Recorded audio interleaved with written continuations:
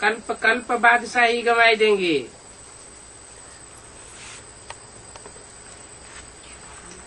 फिर कल्प कल्प बादशाही नहीं मिलेगी, फिर जन्म जन्मांतर पछताना पड़ेगा।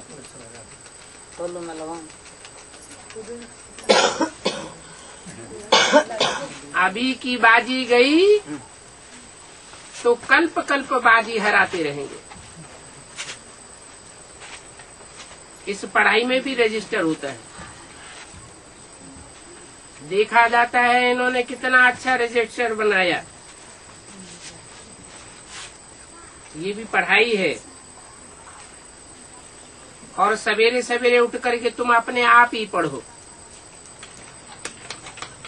अमृत वेले में प्रैक्टिकल करो। क्या प्रैक्टिकल करो? आत्मिक स्थिति में स्थित हो जाओ। उठते उठते सिवाय मैं आत्मा हूँ, स्टार हूँ, भ्रकुटी में चमकता हुआ सितारा हूँ, 10-15 मिनट ये प्रैक्टिस करो तो सारे दिन का फाउंडेशन पक्का हो जाएगा। दिन में तो कर्म करना ही होता है, फुर्सत नहीं मिलती है। भक्ति भी मनुष्य सवेरे सवेरे उठ करके करते हैं, क्योंकि सवेरे का टाइम सात्विक होता है और ये तो ज्ञान मार्ग है। यहाँ तो डबल सात्विकता है। क्यों? क्योंकि अभी सतयुग रूपी सवेरा आने वाला है। अब ये कलयुग रूपी रात खत्म होने वाली है, तो हद का अमृत बेला भी पक्का करना और बेहद का अमृत बेला भी बुद्धि में बना रहे। भक्ति में भी पूजा करते करते बुद्धि में फिर किसी न किसी की देहधारी की याद आ जाती है। यहाँ भी ऐसे होता है। तुम बाप को याद करने बैठेंगे, कोई न कोई याद आ जाएगा, तो फिर देहदारी की याद हटाई जाती है। ये भी तुम बाप को याद करते हो तो धंधाधोरी याद आ जाता है। जितना बाप की याद में होंगे उतना तुम्हारे पाप कटते जाएंगे। याद की अवस्था ज्यों ज्यों ऊपर चढ़ती जाएगी त्यों तुम अपने में हल्कापन अनुभव करते रहेंगे, क्योंकि पाप कटते जाएंगे। पुरुषार्थ करते करते जब प्योर बन जाएंगे तब माला बनेगी। माला अर्थात संगठन तैयार हो जाएगा। जो श्रेष्ठ श्रेष्ठ अच्छे अच्छे पुरुषार्थी बच्चे हैं उनका संगठन बनता है, माने माला तैयार होती है। पूरा पुरुषार्थ नहीं किया तो फिर माला रूपी संगठन में नहीं आ सकेंगे, प्रजा में चले जाएंगे।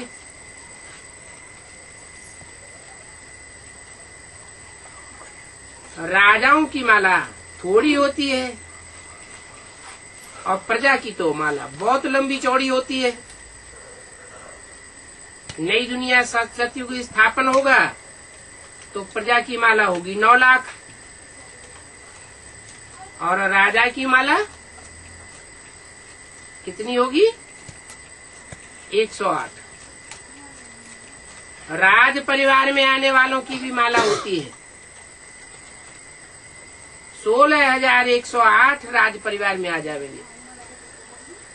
भल राजा रानी नहीं बनेंगे लेकिन राज परिवार में आकर के जन्म लेंगे।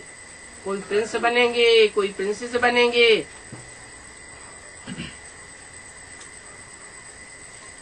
वो राज परिवार की माला में आ जाएंगे।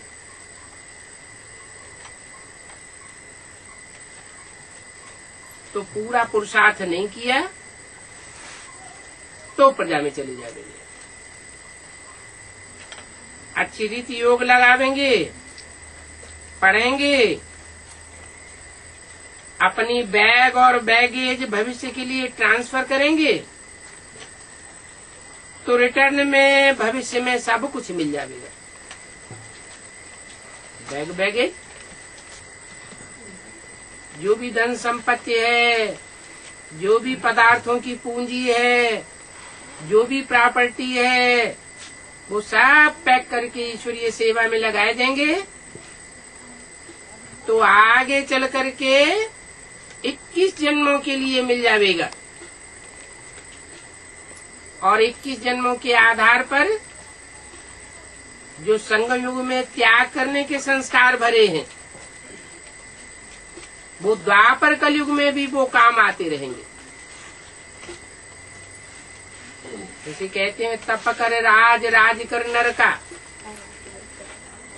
बहुत तपस्या की पूंजी इकट्ठी करते हैं तो राजा बन जाते हैं। बहुत दान पुण्य करते हैं तो बड़े बड़े साहूकार बन जाते हैं अगले जन्म में। तो ये प्रैक्टिस यहाँ करनी है, ये आत्मा में संस्कार यहाँ भरने हैं। ईश्वर अर्थ देते हैं तो दूसरे जन्म में उसका रिटर्न मिल जाता है। भक्ति मार्ग में भी ऐसे होता है, क्योंकि वहां तो ईश्वर सन्मुख नहीं होता, इसलिए एक जन्म का रिटर्न मिलता है। और यहाँ तो ईश्वर सन्मुख आया हुआ है, इसलिए 21 जन्म की प्राप्ति कराते हैं। एक जन्म त्याग करना और 21 जन्म का राज्य भाग प्राप्त करना। अभी बाप कहते हैं देखो मैं डायरेक्ट आया हुआ हूँ, भक्ति मार्ग में डायरेक्ट नहीं, गुरुओं के थ्रू तुम याद करते हो। वो गुरु शिव हम कह के बैठ जाते हैं, उनकी आरती पूजा वंदना करते हो सदगुरु समझ करके। वहां तो मैं होता नहीं हूँ, और यहाँ संगम युग में तो मैं डायरेक्ट आया हुआ हूँ। अभी तुम जो कुछ भी करते हो सो सब अपने लिए करते हो। मनुष्य दान पुण्य आदि करते हैं, वो तो भक्ति मार्ग में इनडायरेक्ट हो जाता है। गुरुओं के थ्रू करते हैं, गुरुओं के थ्रू करेंगे तो भी ईश्वर अर्थ करते हैं, इसलिए एक जन्म के लिए मिल जाता है। और यहाँ डायरेक्ट बाप के लिए करते हो तो 21 जन्म के लिए प्राप्ति होती है। अभी इस समय बाप की मदद हुई है तो उसकी प्रारब्ध भक्ति मार्ग तक चलती रहती है। इस समय तुम बाप को बहुत मदद करते हो। जानते हो कि ये पैसे तो सब खत्म हो जाएंगे, क्या न भी दान पुण्य करेंगे न भी त्याग करेंगे तो भी जो भी बैग एंड बैगेज इकट्ठा किया है, बैंक बैलेंस इकट्ठा किया है, वो रहने वाला नहीं है। क्यों रहने वाला नहीं है? क्योंकि विनाश सामने खड़ा है।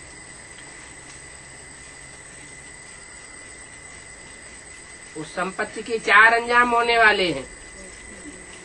किसकी दबी रही धूल में जमीन हिलेगी तो जमीन के अंदर गाड़ा हुआ सोना चांदी सब कहाँ का कहाँ चला जाएगा। किसकी राजा खाए,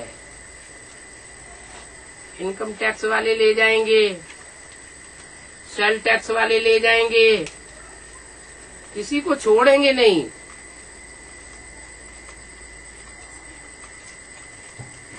और कोई अपने घर में रखेंगे दबा के तो चोर ले जाएंगे।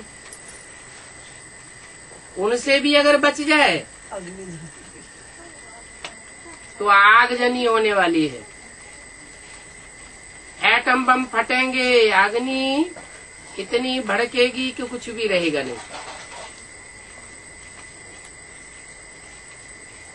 तो जो धनी के नाम खर्चेंगे, हिम्मत करेंगे, पहचानेंगे कि बाप आया हुआ है जन्म जन्मांतर का वर्षा देने के लिए, तो ऐसे जो निश्चय बुद्धि होंगे वो फटाक से निश्चय बुद्धि होने के कारण हाई जंप लगा देंगे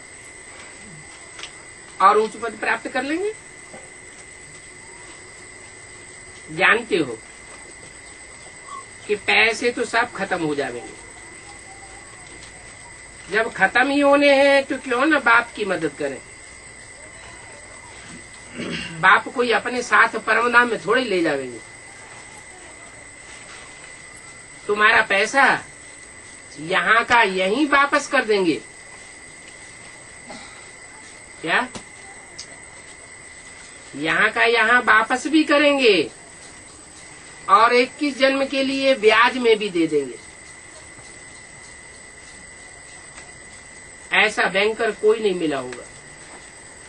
इतना ब्याज, इतना इंटरेस्ट कोई नहीं देगा जितना बाप देते हैं। नहीं तो बाप राजा ही कैसे स्थापन करेंगे? ना कोई लश्कर है, न कोई बाप के पास सेना है, न हथियार पवार है। तुम मदद करते हो, मददगार बनते हो, तो नई दुनिया की स्थापना के निमित्त बन जाते हो। तुम्हारा तो सब कुछ गुप्त है। क्या? गुप्त दान महाकल्याण। एक हाथ देने वाला, दूसरा हाथ लेने वाला। तीसरे को पता नहीं लगना चाहिए। अगर तीसरे को पता लग गया तो उस दान की वैल्यू कम हो जाएगी। वो नई दुनिया की स्थापना के काम में वो उतना मददगार नहीं बन पाएगा। तुम्हारा पुरुषार्थ है ही गुप्त। कन्या को दहेज कोई देते हैं तो गुप्त दान देते हैं। यहाँ भी गुप्त दान है। कन्या को देते हैं तो पेटी बंद करके चाबी उसके हाथ में दे देते हैं।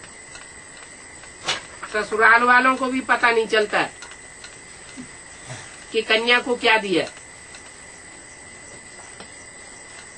और कोई कोई तो ऐसे होते हैं कि दुनिया वालों को बहुत शो करते हैं कि देखो हमने कन्या को कितना दान में दिया। कोई कोई गुप्त दे देते हैं। बाप भी कहते हैं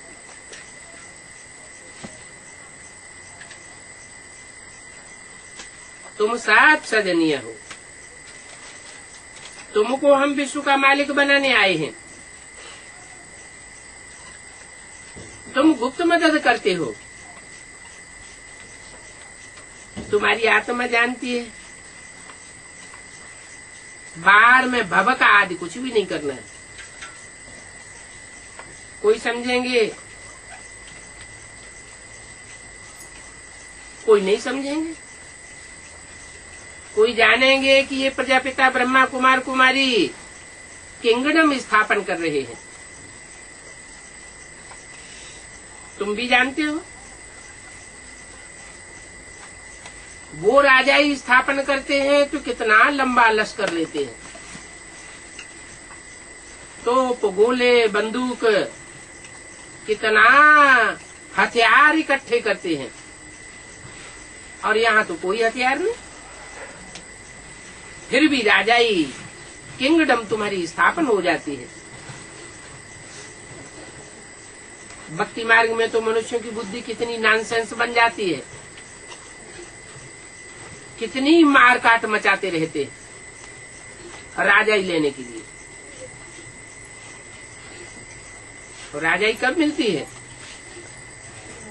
और लड़ाई करते हैं, तब एक जन्म की राजाई मिलती है। यहाँ तुम्हारी माया के साथ लड़ाई है,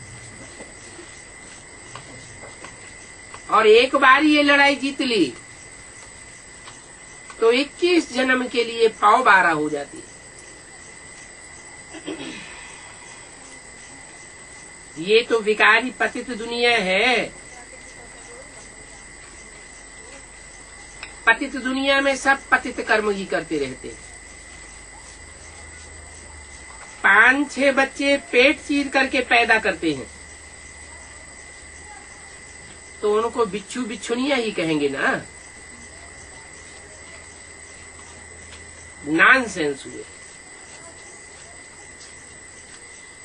पेट चीर करके बच्चों को निकालने का एक फैशन हो गया है।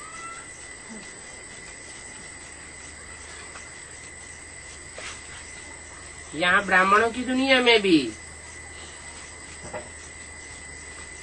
कौन सा पेट है?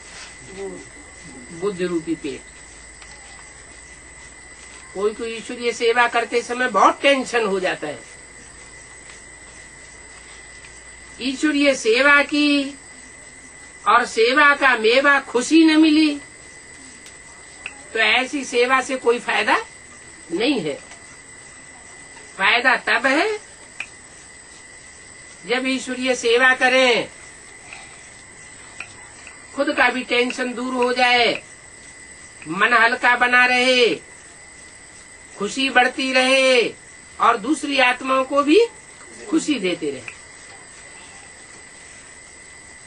बड़े बड़े प्रोग्राम किए, मेले मला खड़े किए, मेगा प्रोग्राम किए और मन का टेंशन बढ़ गया। संदेश तो बहुतों को मिल गया, प्रजा तो बहुत बन गई, लेकिन अपनी हालत खराब हो गई। तो ऐसी सेवा से कोई फायदा नहीं है। अभी तो दवाइयां आदि भी निकालते रहते हैं कि बच्चे पैदा न हो।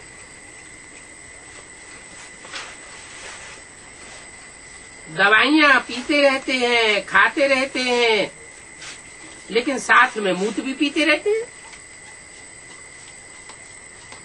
कुछ भी करें, परंतु सृष्टि की वृद्धि होने से कोई रोक नहीं सकता। ये सृष्टि की वृद्धि कब रुकती है? तब रुकती है जब बाप आकर के गीता का ज्ञान देते हैं। ये गीता ऑटोमेटिक जनसंख्या की वृद्धि को रोक देती है। महाभारत गृह युद्ध गाया हुआ है।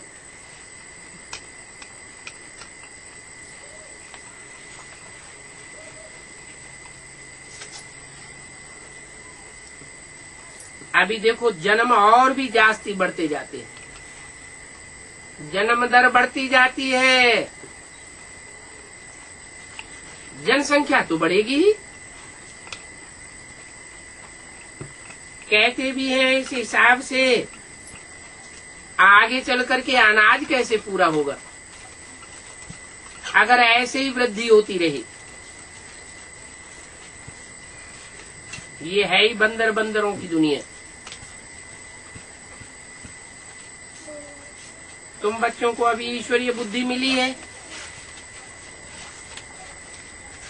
तो जनरेशन अपने आप बंद हो जाती है। तुम पवित्रता में काबिज हो जाएंगे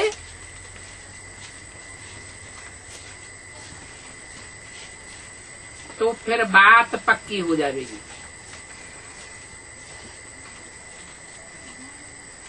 सब समझेंगे कि इनको भगवान पढ़ाते हैं, जानेंगे कि इनको भगवान पढ़ाते हैं। ये पढ़ाई इन्होंने पढ़ी, हमने नहीं पढ़ी, इनका कितना रिगार्ड रखना चाहिए।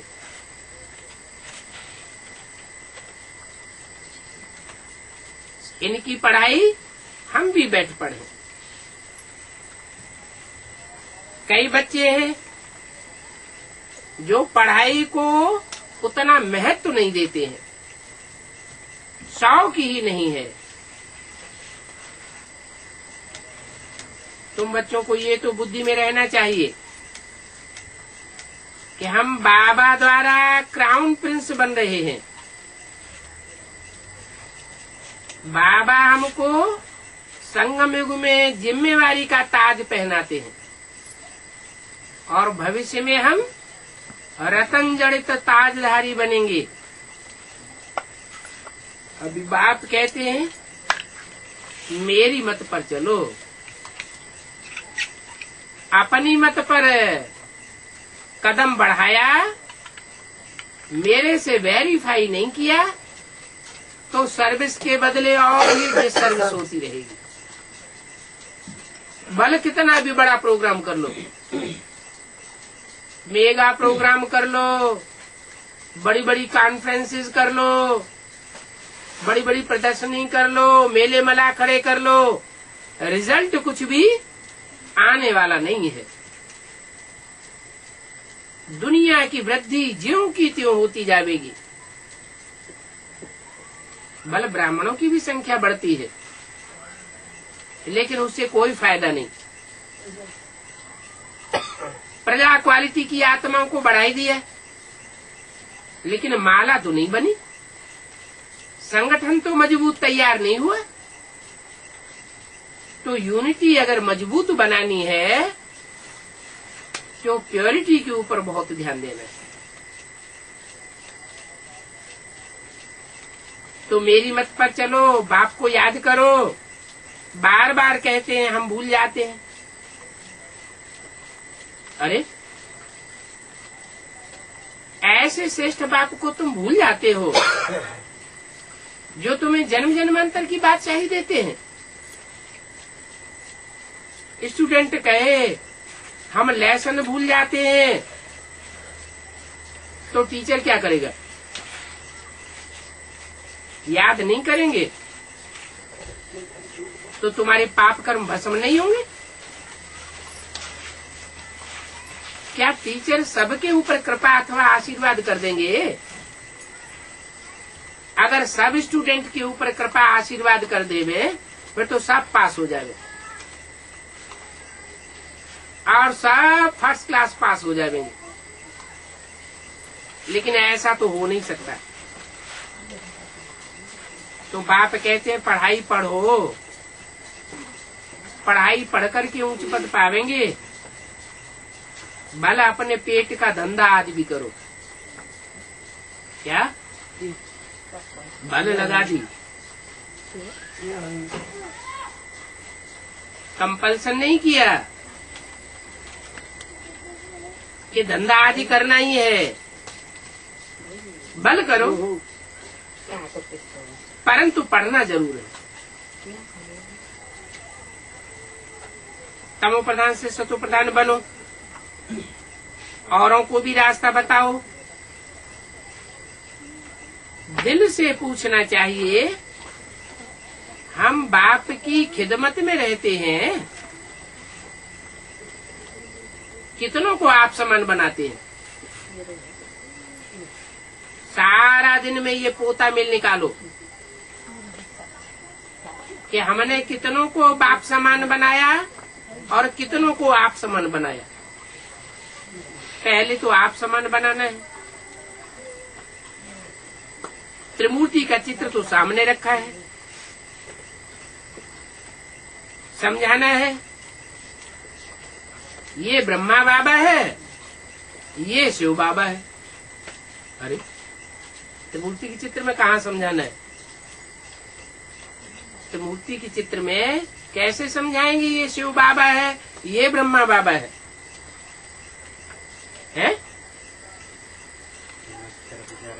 त्रिमूर्ति के चित्र में ब्रह्मा की तरफ चलो इशारा कर दिया, ये ब्रह्मा बाबा है। फिर शिव बाबा कौन है? राम वाली आत्मा में जैसी बाप, बिंदी की तरफ इशारा कर दो, ऊपर बिंदी रखी है ना, वो तो शिव बाप है। शंकर की तरफ इशारा करो। और तथाकथित ब्राह्मण फिर उल्टी बात बताए देते हैं। वो बताते हैं कि नीचे ये ब्रह्मा बाबा बैठा है बाईं ओर, और ऊपर शिव बाबा बैठा है। अरे वो बिंदी का बैठना, बिंदी का सोना, बिंदी का खड़ा होना, ये कोई मायने रखता है क्या? बाप मुरली में बोलते हैं, बाप बैठ बच्चों को पढ़ाते हैं, तो कौन से बाप की बात है? बिंदु बाप की बात है।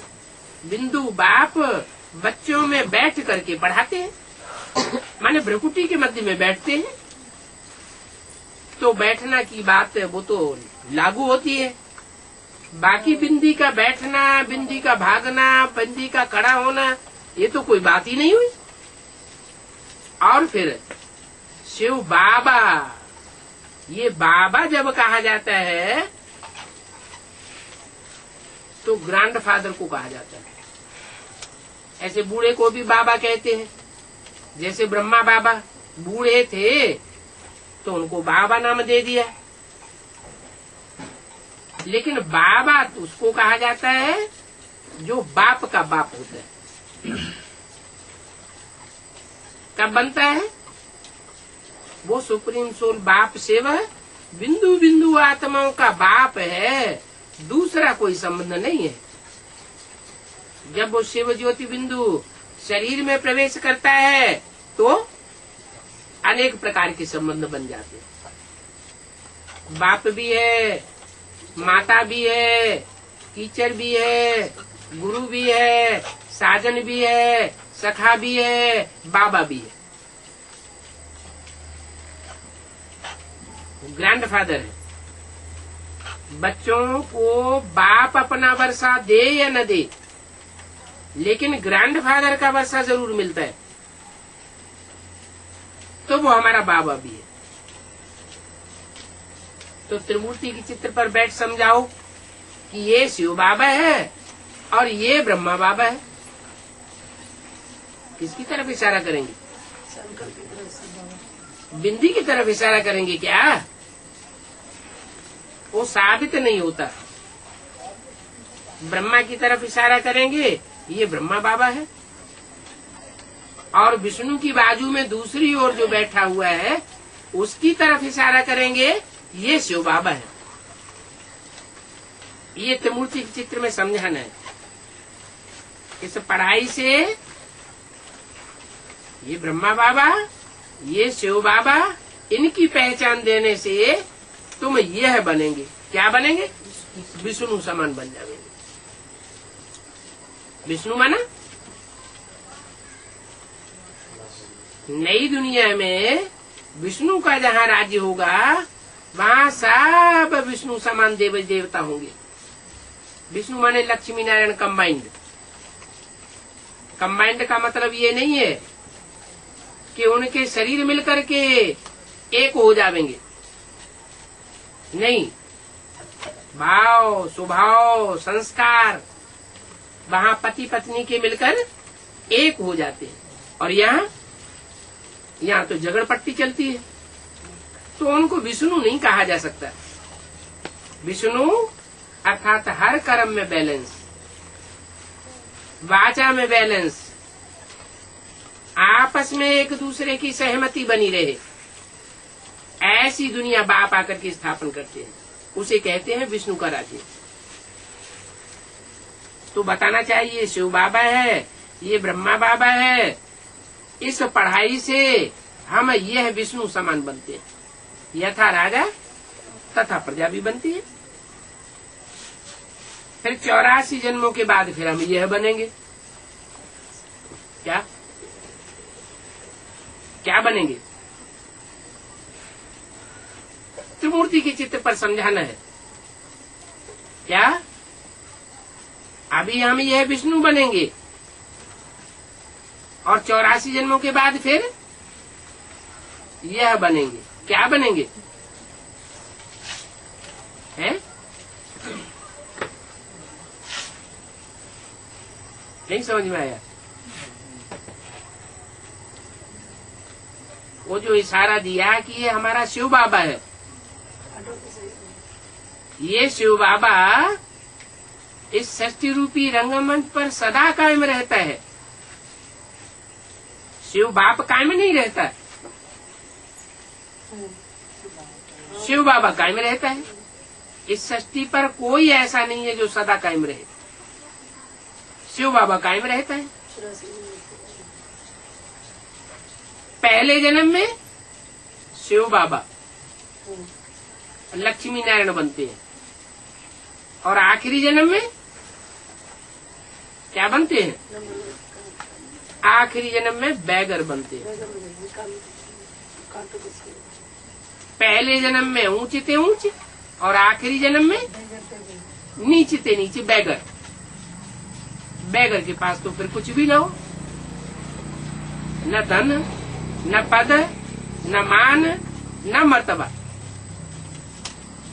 ऐसी हालत हो जाती है। तो 84 जन्मों के बाद ये हालत हो जाती। फिर मैं आता हूँ तो बैगर को फिर से प्रिंस बना देता हूँ।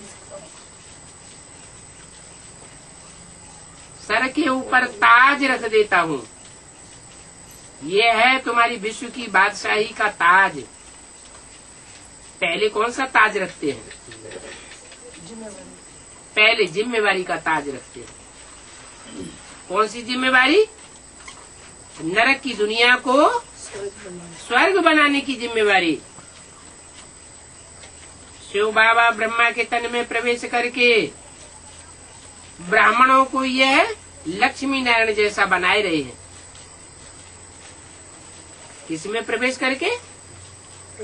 ब्रह्मा के तन में प्रवेश करके। ब्रह्मा ने शरीर छोड़ दिया,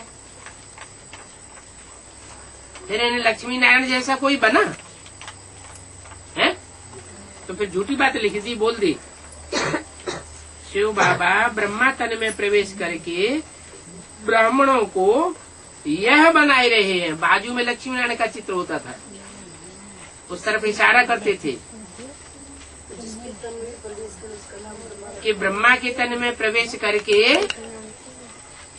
यह बनाए रहे हैं। ब्राह्मणों को क्या बनाए रहे हैं? लक्ष्मी नारायण बनाए रहे। तो फिर कोई बना है? बना तो कोई नहीं। तो झूठी बात कह दी। झूठी बात नहीं कह दी। ब्रह्मा अनेकों के नाम है। ब्रह्मा कोई एक का नाम नहीं है। जिस तन में भी प्रवेश करके वाणी चलावेंगे उसका नाम ब्रह्मा रखना पड़े। तुम भी ब्राह्मण बने, ब्रह्मा की औलाद बने हो। तुम अपनी दिल से पूछो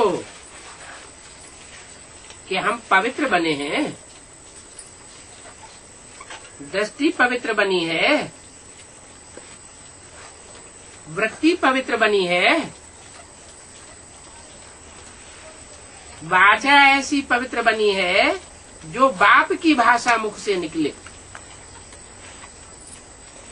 जो बाप की पढ़ाई सो पढ़ाई मुख से निकलती रहे, दूसरी कोई बात मुख से न निकले। जो बाप की भाषा सो बच्चों की भाषा। जो बाप कर्म कराना चाहता है वही कर्म कर्मेंद्रियां करें, दूसरा कर्म न करें। तो तुम अपनी दिल से पूछो, हम ऐसे पवित्र बने हैं, दैवी गुण धारण करते हैं,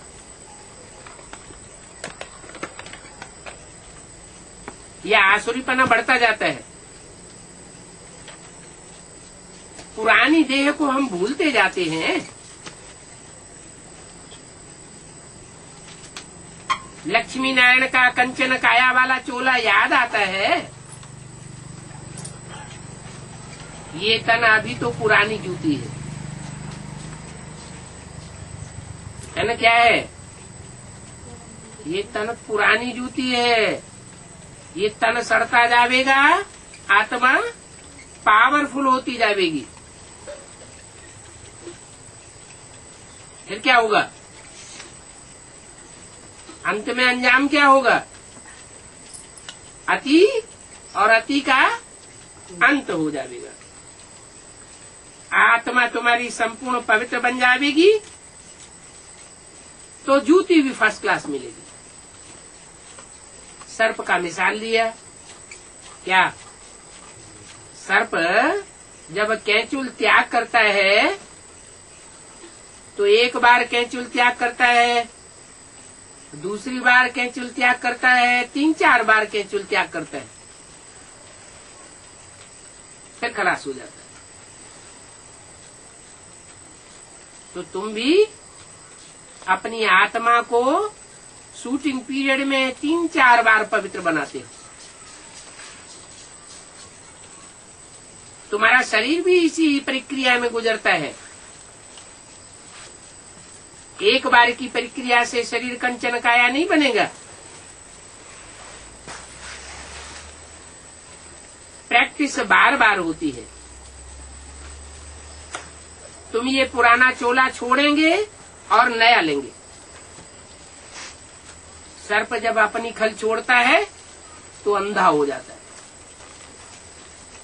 क्या यहाँ किस बात में अंधे हो जाते हैं? ज्ञान में अंधे होते हैं कहीं? ज्ञान में तो सोझरे हो जाते हैं। यहाँ जब शूटिंग पीरियड में हम गुजरते हैं तो पहले सतो प्रधान, फिर सतो सामान्य, फिर रजो, फिर इतने तमो बनते हैं कि अज्ञान अंधकार में एकदम विकारों में अंधे हो जाते हैं। माया का प्रकोप जोर से होता है और अंत में जाकर के बाप हमको उठाए लेते हैं। जब संपूर्ण पतित पने का ग्रहण लगता है तो बाप आकर के ग्रहण से छुटाते हैं। ये चक्र फिरता रहेगा।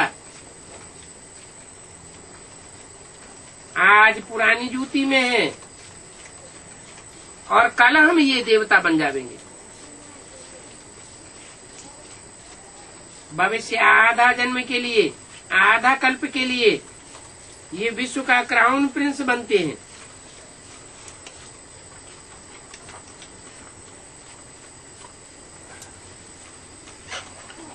बाप द्वारा बनते हैं।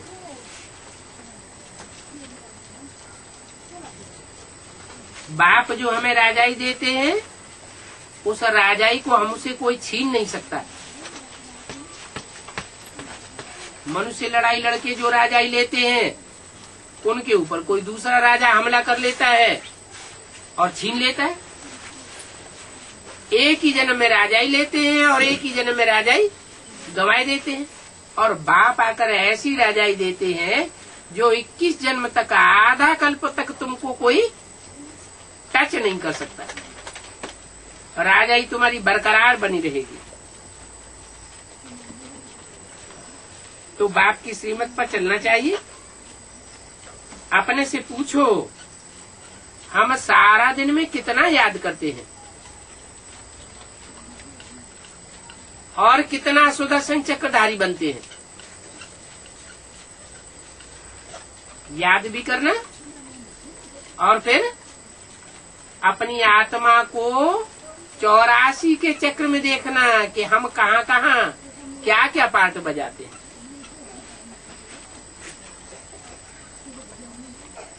जो करेंगे सो पावेंगे। बाप तो रोज पढ़ाई पढ़ाते रहते हैं कि सुदर्शन चक्रधारी बनो, मामेकम याद करो, रोज पढ़ाते हैं। सबके पास मुरली जाती है। अच्छा, अगर मुरली ना भी मिले तो तुमको 7 दिन का कोर्स तो मिल गया ना। आत्मा में पक्का फोर्स तो भर गया ना। किस बात का? कि हमको बाप मिला है। दुनिया को बाप नहीं मिला और हमको बेहद का बाप मिल गया। तुम्हारी बुद्धि में ये नॉलेज आ गई कि बाप हमको पढ़ाई पढ़ाते हैं। ये पढ़ाई दुनिया में और कोई नहीं पढ़ा सकता। बाप जो नॉलेज देते हैं वो नॉलेज दुनिया में और कोई नहीं दे सकता। वो गुरु गोसाई तो शास्त्रों की पुरानी पढ़ाई ही पढ़ाते रहते हैं, पुराने पुराने शास्त्र और उनमें जो कथा कहानियां लिखी हुई हैं वही सुनाते रहते, कोई नई बात तो बताते नहीं। और यहाँ बाप हमको नित्य नई पॉइंट्स देते रहते, नई नई बातें सुना करके हमको पक्का कराए देते हैं कि तुम नई दुनिया में जाने वाले हो। नई नॉलेज से ही तुम नई दुनिया में जावेंगे। तो ये नॉलेज तुम्हारी बुद्धि में आ गई ना। शुरू में तो भट्टी बनी, कोई पक्के हुए, कोई कच्चे निकल गए। जैसे ईंटों का भट्ठा पकता है ना, तो कोई कच्ची ईंटें रह जाती हैं, कोई पक्की हो जाती है, कोई अव्वल नंबर निकलती है, कोई द्वयम नंबर निकलती है। 6-8 वर्ष पवित्र बन करके रहे भट्टी में, फिर अपने देवभान में आकर के घात कर लिया। माया बड़ी दुस्तर है। आधा कल्प तुम बच्चों ने माया से हार खाई है, 63 जन्म हार खाते रहे, और अभी एक जन्म में बाप आकर के तुमको माया पर जीत पहनना सिखलाते। अभी भी अगर हार खावेंगे तो कल्प कल्पांतर के लिए अपना पद खो बैठेंगे। अभी जो पद बन गया वो सदा काल के लिए बन जाएगा।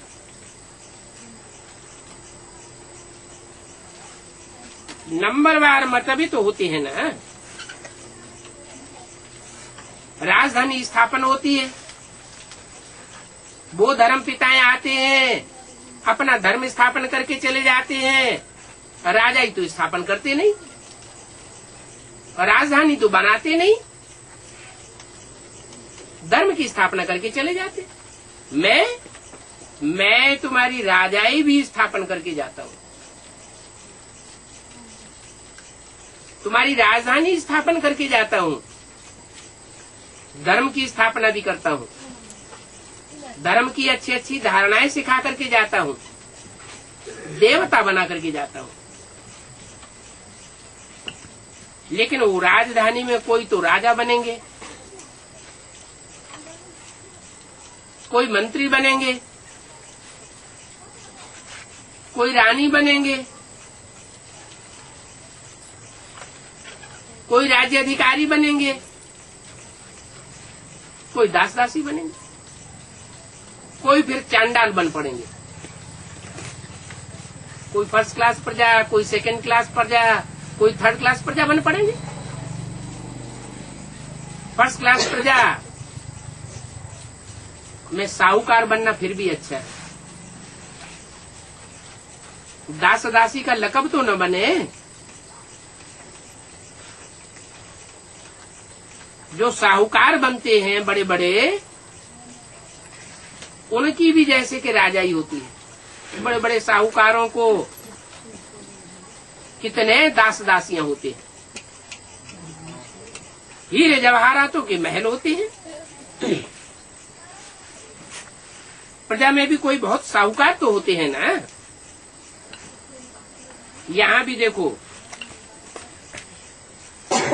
राजाएं प्रजा से कर्जा उठाते रहते हैं, तो वहां सतयुग में भी ऐसे होता है।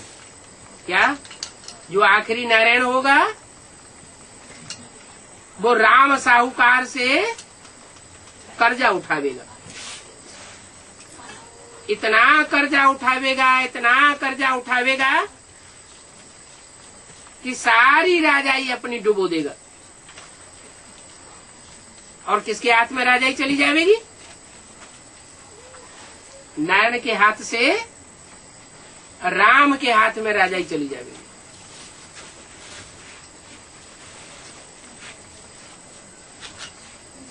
काहे के लिए धन चक्कर मचाई? ये आत्माएं नहीं बैठी हुई है?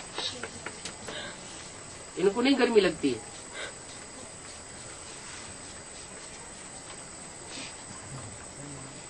देखने से तो ठंडा लगता है।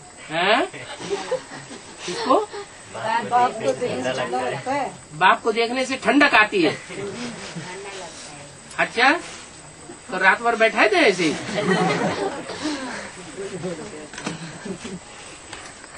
फायदा हो रहा है या घाटा हो रहा है? हैं? प्रजा को तो घाटा हो गया। 3.5% ब्याज मिला साल में और 10% महंगाई बढ़ गई। 100 रुपए के नोट का कितना रह गया? 90 रुपया रह गया। 3.5% ब्याज मिल गया, 93.5 रह गया, तो 7.5 का घाटा हुआ ना। तो सतयुग में बल कर्जा लेते हैं, लेकिन वहाँ चालाकी चतुराई नहीं होती। और यहाँ तो राजाओं में कितनी चतुराई है। जो कुर्सियों पर बैठे हुए हैं, ऐसे ऐसे कायदे कानून बनाते रहते हैं कि गरीब और गरीब होते जाते हैं और साहूकार साहूकार बनते जाते हैं। कोई कहे कि वहाँ भी कर्जा उठाते हैं और यहाँ इस दुनिया में भी कर्जा उठाते हैं, तो उस दुनिया में और उस दुनिया में फर्क क्या रहा? तो फर्क समझ में आता है। वहाँ यथा राजा तथा प्रजा, सब देवी देवता होते हैं, दैवी स्वभाव के होते हैं, छल छिद्र कपट नहीं होता है। और यहाँ राजाएं भी छल छिद्र कपट वाले और प्रजा भी छल छिद्र कपट वाली। ताकत किसमें ज्यादा है? राजाओं में ज्यादा ताकत है, इसलिए वो अल्पकाल के लिए सुखी हो जाते हैं। ऐसी दुनिया में बाप आते हैं जहाँ इतना विरोधाभास है, उस विरोधाभास को खत्म करके और नई दुनिया स्थापन करते हैं। अभी तो अंधेर नगरी है, क्या गायन है? अंधेर नगरी चौपट राजा, टका सिर भाजी टका सिर खाजा। गेहूं कभी हो जाता है 15 रुपया किलो और साबूदाना मिलता है 5 रुपया 10 रुपया किलो, तो सब उल्टम पलटा होता है। बाप कहते हैं ऐसी विषम दुनिया को मैं आकर के समान बना देता हूँ। ये सब अभी की बातें हैं। अभी तुम बच्चों को ये निश्चय रहना चाहिए कि हम विश्व के क्राउन प्रिंस बनने के लिए पढ़ते हैं। हम बैरिस्टर व इंजीनियर बनेंगे, ऐसी बात तुम्हारी बुद्धि में नहीं है। वो तो एक जन्म के लिए बनते हैं। वो भी बैरिस्टर और इंजीनियरिंग की पढ़ाई पढ़ने के बाद बैरिस्टर बने बने ना बने कोई भी गारंटी नहीं, इंजीनियर बने बने ना बने कोई गारंटी नहीं। और यहाँ तो अगर ये पढ़ाई पढ़ेंगे तो तुम विश्व के मालिक जरूर बनेंगे। यहाँ तो चलते चलते माया फिर तूफान भी लाती है। कितने तूफान आते हैं, इतने तूफान आते हैं कि चलते चलते पढ़ाई कब छोड़ के कहाँ चले जाते हैं कुछ भी पता ही नहीं चलता। बाप बच्चों को रिक्वेस्ट करते हैं अभी अच्छी रीति पढ़ाई पढ़ो, पढ़ाई छोड़ करके भागो नहीं, बहुत ऊंच पद पावेंगे। लालच भी देते हैं, रिक्वेस्ट भी करते हैं, धर्मराज के डंडे भी दिखाते हैं।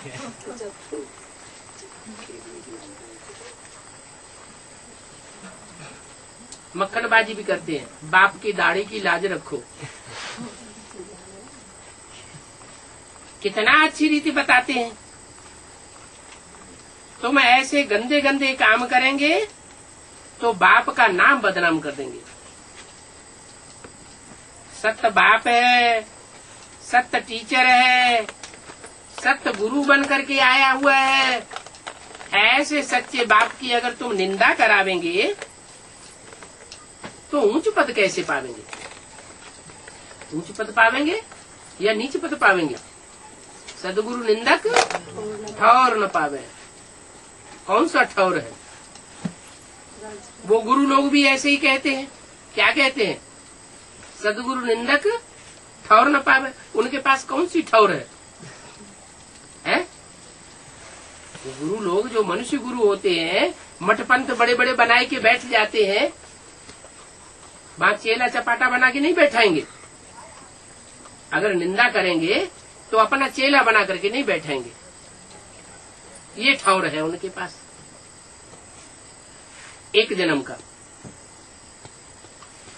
सुखधाम शांति धाम में तुमको जगह नहीं देंगे। जोनल इंचार्ज का पद तुमको ट्रांसफर नहीं करेंगे। सेंटर इंचार्ज का पद तुमको ट्रांसफर नहीं करेंगे।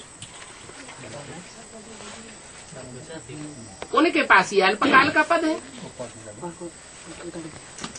और बाप के पास अविनाशी पद है। कितने जन्मों का पद है? 21 जन्मों का पद है। गारंटी देते हैं यहाँ का इस जन्म में भी गारंटी देते हैं। अगर तुम निंदा कराने के निमित्त नहीं बनेंगे तो यहाँ जो प्रैक्टिकल में शांति धाम और सुख धाम बनने वाला है उसमें तुम ठौर जरूर पाओगे। शांति धाम ऊपर ही बनेगा या नीचे भी बनेगा? इस साकारी दुनिया में भी परम धाम को तुम इस सृष्टि पर उतार लेंगे। ऐसा संगठन तैयार होगा जहाँ सब बच्चे संगठित रूप में निराकारी स्टेज में होंगे। कोई संकल्प नहीं चलेगा। भले बाहर की दुनिया में विनाश होता रहे, एटम बम फटते रहें, भूकंप आते रहें, लेकिन तुम बच्चों के ऊपर कोई शिकन नहीं आवेगी। तुम आराम से शांत से अपनी तपस्या में बैठे रहेंगे, आत्मिक स्थिति में रहेंगे, शांति का अनुभव करते रहेंगे। दुनिया हाय हाय करेगी। नरक के बीच तुम स्वर्ग के वर्षे का अनुभव करेंगे। तो ठौर पाया ना? इससे ऊंच ठौर और कोई होता है क्या? कि सारी दुनिया जहां हाय हाय करे वहां खुदा के बंदे बड़े मौज में रहे। एक सैंपल भी बना के दिखाई दिया यज्ञ के आदि में। कराची में जहां रहे पड़े थे, हिंदुस्तान पाकिस्तान में खून की नदियां बह रही थी और बाप के 300-400 बच्चे बड़े आराम से समंदर के किनारे जो छोटा सा महल बना हुआ था उसमें बड़े आराम से थे। कोई सेक नहीं आई। बड़ी सेफ्टी से बच करके बाद में भारत में आ गए। तो अभी भी बाप समझाते हैं ऐसी सदगुरु की निंदा कराने के निमित्त नहीं बनना। जो बाप के पास ऊंच से ऊंच ठौर मिलने वाला है वो गवाए दो। उसे ऊंच से ऊंच ठौर कहो, बाप का वर्षा कहो, मुक्ति जीवन मुक्ति का वर्षा है। दुख दर्दों से मुक्त हो जाएंगे। एक जन्म के लिए नहीं, अनेक जन्मों के लिए। जीवन मुक्ति का वर्षा है। जीवन भी रहेगा और दुख दर्दों से मुक्ति भी अनुभव करेंगे। एक तो होता है शरीर छोड़ करके शांति धाम में जाकर के बैठना, वो तो है सिंगल मुक्ति, इकहरा वर्षा। लेकिन तुम पाते हो दोहरा वर्षा, दुख दर्दों से मुक्त भी हो जाते हो, और शरीर में रहते रहते तुम सुख अनुभव करेंगे, कोई भी प्रकार का दुख अनुभव नहीं करेंगे, तो अच्छा पद पावेंगे ना। और इस दुनिया में भी दूसरे धर्म की आत्माएं आधा सुख आधा दुख भोगती है, और तुम पौना हिस्सा सुख भोगेंगे और चौथा हिस्सा तुम्हारा दुख होता है। दूसरे धर्म के जो लोग होते हैं वो घाटे में जाते हैं। क्यों घाटे में जाते हैं? क्योंकि बाप से पूरी पढ़ाई नहीं पढ़ते, वो दूसरे धर्म पिताओं के चक्कर में आ जाते हैं, दूसरे को बाप बना लेते हैं, गुरुओं की मत पर चल पड़ते हैं, तो दूसरे धर्म में कन्वर्ट होने वाली आत्मा बन जाती है। तो अभी बाप कहते हैं, बाप के दाढ़ी की लाज रखो, सदगुरु की निंदा कराने वाले मत बनो, नहीं तो ऊंच पद नहीं पावेंगे। इस समय तुम हीरे जैसे बनते हो। क्या? हीरा और कौड़ी में क्या फर्क होता है? हीरा चमक मारता है, अंधेरे में भी रोशनी देता है, और कौड़ी में कोई रोशनी नहीं होती, अंदर अंधेरा ही अंधेरा अज्ञान का भरा हुआ है। अभी तुम्हारा जीवन कौड़ी मिसल है। क्यों? जब बाप मिला, ज्ञान मिला, तो हीरे की तरह ज्ञान की चमक मारने वाला जीवन क्यों होना चाहिए? हीरे समान जीवन होना चाहिए, कौड़ी समान जीवन क्यों है? क्योंकि अभी निश्चय अनिश्चय के चक्र में माया गिराती रहती है।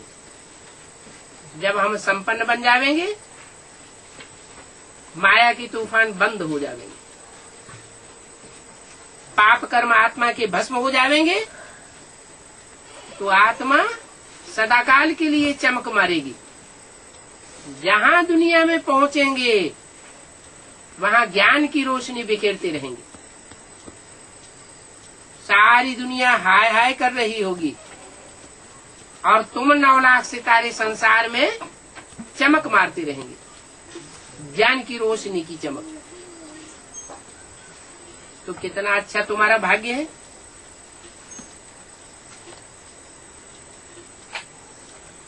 अभी कौड़ी की पिछाड़ी नहीं पड़ना चाहिए। अभी किसके पिछाड़ी पड़ना है? हैं? हैं? हीरे की पिछाड़ी कैसे पड़े? हीरा तो कहीं मिलता भी नहीं देखने को। किसी ने हीरा देखा क्या है? सोना तो चलो देखा होगा, हीरा किसी ने देखा है?